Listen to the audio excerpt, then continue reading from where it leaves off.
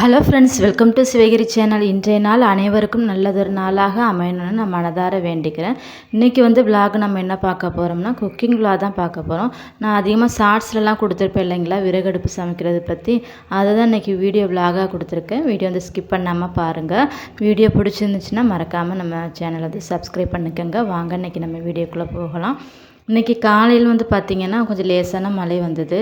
எதிர்பாராத மழைன்னு கூட சொல்லலாம். ஏன்னா பங்குனி மாதம்னாலே வெயில் தான் அதிகமாக அடிக்கும். ஆனால் இப்போ பார்த்திங்கன்னா இன்றைக்கி லேசான மழை பெஞ்சுது. ஆனால் அந்த கிளைமேட்டுக்கும் கொஞ்சம் நல்லா இருந்ததுன்னே சொல்லலாம்.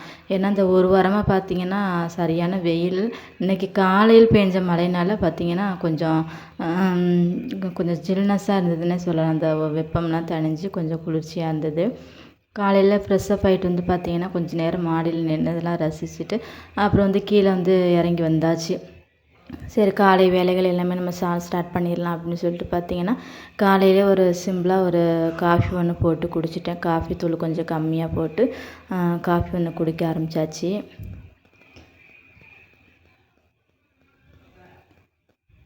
மழையும் பார்த்திங்கன்னா கொஞ்சம் விட்டு விட்டு தான் பேஞ்சிக்கிட்டு இருந்தது. ஒரு மணி நேரம் பெய்யும், அதுக்கப்புறம் நின்றோம். அந்த மாதிரி தான் அன்றைக்கி நாள் முழுதுமே மழை பேஞ்சிக்கிட்டு இருந்துச்சுன்னு சொல்லலாம். அதுவும் பார்த்திங்கன்னா மழை வந்ததோட எல்லாருமே நல்லா இழுத்து போட்டு தூங்கிட்டு இருந்தாங்க. சரி, யாருமே டிஸ்டர்ப் பண்ண வேணாம்னு சொல்லிட்டு காலையில் டிஃபன் பார்த்திங்கன்னா சிம்பிளாக ஒரு இது இருந்தது, சேமியா கிச்சடி செஞ்சிடலாம் அப்படின்னு சொல்லிட்டு தான் அன்றைக்கி காலையில் ரெடி பண்ணினேன்.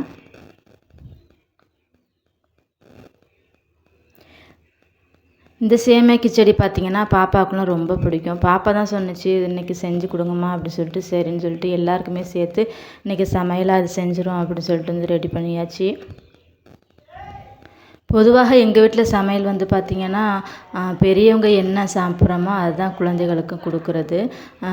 அந்த மாதிரி நம்ம கொடுத்து பழக்கும்போது பார்த்திங்கன்னா எல்லா உணவுமே அவங்க விரும்பி சாப்பிட ஆரம்பிச்சிடுவாங்க. குழந்தைகளுக்குன்னு நம்ம தனியாக பிடிச்சு நம்ம குழந்தைகளுக்கு செஞ்சு கொடுக்குறதுங்கிறது வேறு. நம்ம ஒரு உணவு குழந்தைங்களுக்கு கொடுக்காம அவங்களுக்கு பிடிக்காது அப்படின்னு அவங்களுக்காக ஒரு தனியாக ஒரு சமையலுங்கிறது செய்யக்கூடாதுன்னு நினைப்பேன். ஏன்னா அப்புறம் பின்னாடி அதுவே ஒரு பழக்கமாயிரும். பிள்ளைங்களுக்கு பிடிக்கலை அப்படின்னு சொல்லிட்டு நம்ம தனியாக ஒரு உணவு செஞ்சு கொடுக்குற மாதிரி இருக்கும் இல்லைங்களா. அதனால மேக்ஸிமம் பார்த்திங்கன்னா எங்கள் வீட்டில் பெரியவங்க என்ன சாப்பிட்றோமோ, பழைய சாதமாக இருந்தாலும் சரி, ஒரு ரச சாதமாக இருந்தாலும் சரி, அதை தான் பிள்ளைங்களும் விரும்பி சாப்பிடுவாங்க. அவங்களுக்கும் கொடுத்து பழக்கிறது. நீங்கள் உங்கள் வீட்டில் குழந்தைகள் என்ன அதிகமாக சாப்பிடுவாங்க, விரும்பி சாப்பிடுவாங்க அப்படிங்கிறத எனக்கு கமெண்ட் பாக்ஸில் சொல்லுங்கள். இந்த சேமியா கிச்சடி பார்த்திங்கன்னா சிம்பிளாக ஒரு 5 நிமிஷம் போதும். நம்ம நூடுல்ஸ் செய்கிறோம் இல்லைங்களா, குழந்தைங்களுக்கு அதிகமாக நூடுல்ஸ் செஞ்சு கொடுப்பீங்க. அதற்கு பதிலாக இந்த மாதிரி சேமியா கிச்சடி சிம்பிளாக ஒரு 5 நிமிஷத்தில் செஞ்சு கொடுக்கலாம். அதில் உள்ள மசாலா பொருட்கள்லாம் அதிகமாக நம்ம சேர்க்கவே தேவையில்லை. இது பார்த்திங்கன்னா கொஞ்சம் எண்ணெய் விட்டு கடுகு, பெரிய வெங்காயம் கொஞ்சம், ஒரு பச்சை மிளகாய் மீடியம் சைஸ் அளவுக்கு வச்சு நான் எல்லாமே நல்லா தாளித்து கொஞ்சம் கருவேப்பிலையை போட்டு தண்ணி தேவையான அளவுக்கு நம்ம ஊற்றிட்டு, அதன் பிறகு இந்த வறுத்த சேமியா இருக்குது பார்த்திங்களா, நல்லா கொதி வந்ததோடு அதையும் போட்டு தேவையான அளவுக்கு உப்பு போட்டு கிண்டி நம்ம இறக்கிடலாம். ஒரு 5 நிமிஷம் கூட ஆகாதுன்னு சொல்லலாம். அந்த தண்ணி கொதிக்கிற டைம் தான் கொஞ்சம் ஆகுமே தவிர, மற்றபடி சிம்பிளாக ஒரு 5 நிமிஷத்துல இந்த ரெசிபி செஞ்சிடலாம். நீங்கள் செஞ்சு பார்த்துட்டு கமெண்ட் பாக்ஸில் சொல்லுங்கள் எப்படி இருக்கும் அப்படின்னு சொல்லிட்டு.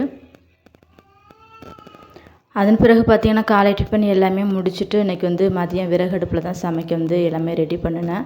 இன்றைக்கி மழை பெஞ்சதுனால பார்த்திங்கன்னா அடுப்புலாம் ரொம்ப நனைஞ்சி போயிருந்துச்சு. அதை பற்ற வச்சு எடுக்கிறதுக்குள்ளே ஒரு வழி ஆகிருச்சு. கொஞ்ச நேரம் எரிஞ்சுது, அதன் பிறகு அமர்ந்துடுது. அந்த மாதிரி தான் அந்த மழை காலத்தில் விறகடுப்புலாம் நனைஞ்சிச்சின்னா கொஞ்சம் பற்ற வைக்க சிரமமாக இருக்கும். மற்றபடி பார்த்திங்கன்னா விறகடுப்பில் சமைக்கிறது நம்ம கேஸ் சிலிண்டரில் சமைக்கிறதை விட டைம் ரொம்ப சேவ் ஆகும்னே சொல்லலாம். எனக்கு விறகடுப்பில் சமைக்க ரொம்ப பிடிக்கும். நான் வீடியோக்காகலாம் சொல்லலை, உண்மையாகவே பார்த்திங்கன்னா அந்த கேஸ் சிலிண்டரில் சமைக்கிறதை விட விறகடுப்பில் சமைக்க தான் நான் விரும்பி சமைப்பேன் அப்படிங்கிறத சொல்லலாம்.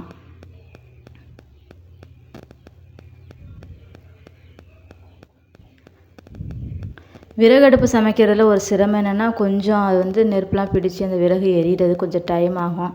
அதுவும் மழைக்காலங்கிறது அப்போ இன்றைக்கி அடுப்பு வேறு நனைஞ்சிருச்சா, ரொம்ப சிரமமாக வந்துன்னே சொல்லலாம். இன்றைக்கி பற்ற வைக்கிறதுக்குள்ளே ஒரு வழி ஆயிடுச்சு. புகையோடு தான் இன்றைக்கி சமையல் பண்ணினேன் அப்படின்னே சொல்லலாம்.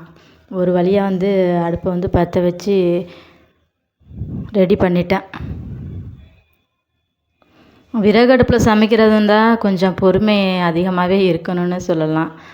ஏன்னா அந்த புகையெல்லாம் அதிகமாக கண்ணில் படும். கொஞ்சம் நம்ம பொறுமையாக தான் அது வந்து சமைக்கிற மாதிரிக்கே இருக்கும் விறகடுப்பில் சமைக்கிறதா இருந்ததுன்னா. இந்த விறகுலாம் பார்த்திங்கன்னா நம்ம கொல்லையில் வந்து இந்த கொடுக்காப்புளி மரம்னு சொல்லுவாங்க பார்த்திங்களா, அது பெரிய மரமாக இருந்தது.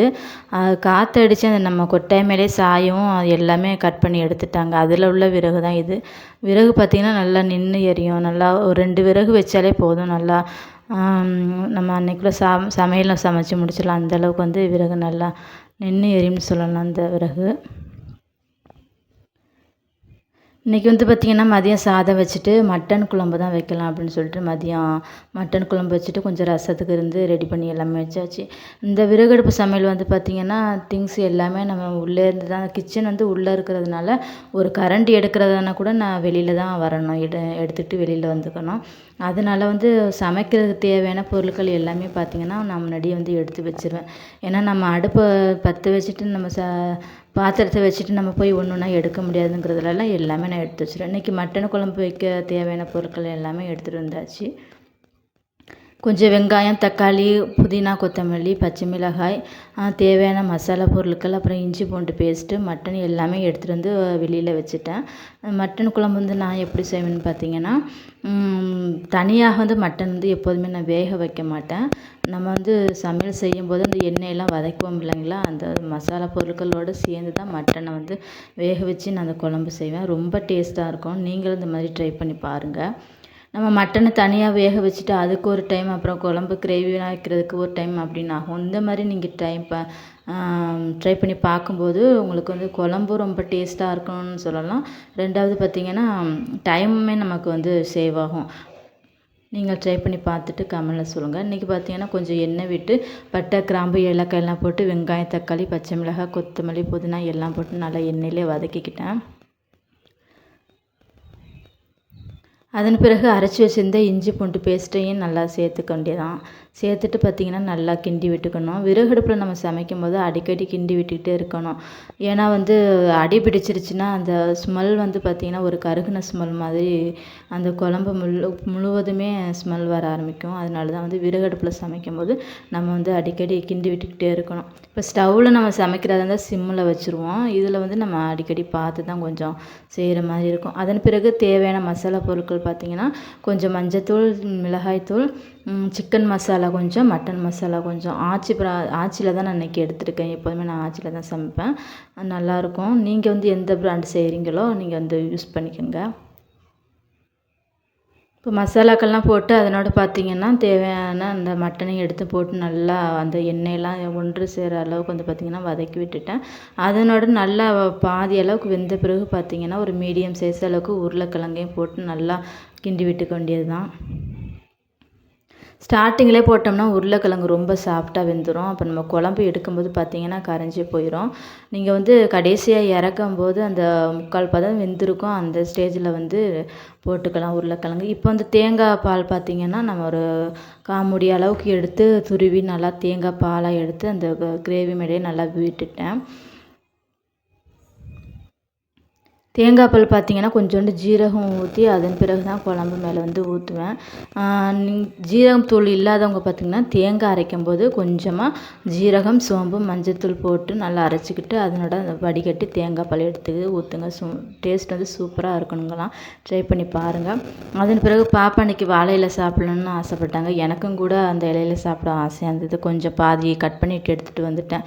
ஃபுல்லுமே கட் பண்ணலை.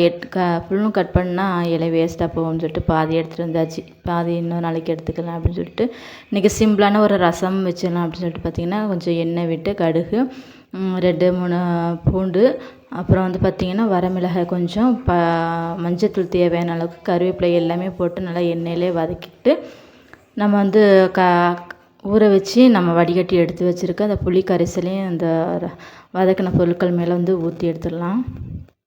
எங்கள் வீட்டில் நான்வெஜ் செய்யும் பொழுது இந்த ரசம் தான் வைப்பேன். டக்குன்னு செஞ்சு முடிச்சிடலாம். நமக்கு வேலையுமே சுலபமாக இருக்கும். இந்த ரசம் ரொம்ப டேஸ்ட்டாக இருக்குன்னு சொல்லலாம்.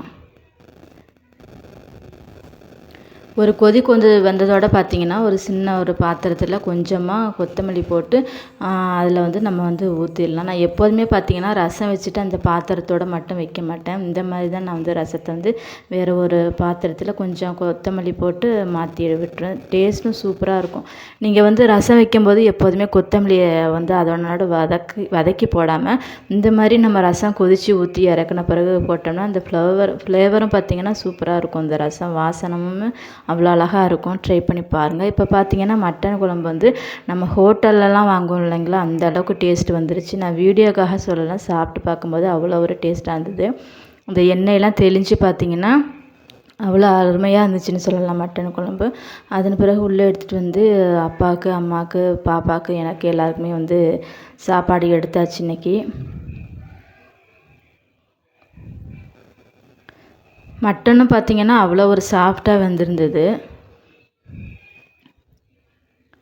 சாதம் பார்த்திங்கன்னா எனக்கும் பாப்பாவுக்கும் போட்டு சாப்பிட ஆரம்பிச்சிட்டோம்.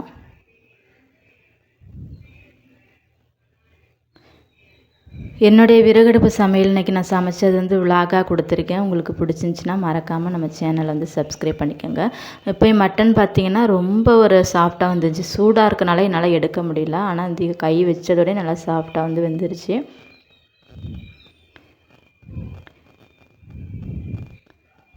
இந்த வீடியோ பிடிச்சிருந்துச்சின்னா மறக்காமல் ஒரு லைக் மட்டும் பண்ணுங்கள். உங்களுடைய கமெண்ட் எதுவாக இருந்தாலும் எனக்கு சொல்லுங்கள். என்னுடைய வீடியோ பார்க்கின்ற அனைத்து நல்ல உள்ளங்களுக்கும் என்னுடைய அன்பார்ந்த நன்றியை தெரிவித்துக் கொள்கின்றேன். நன்றி, வணக்கம்.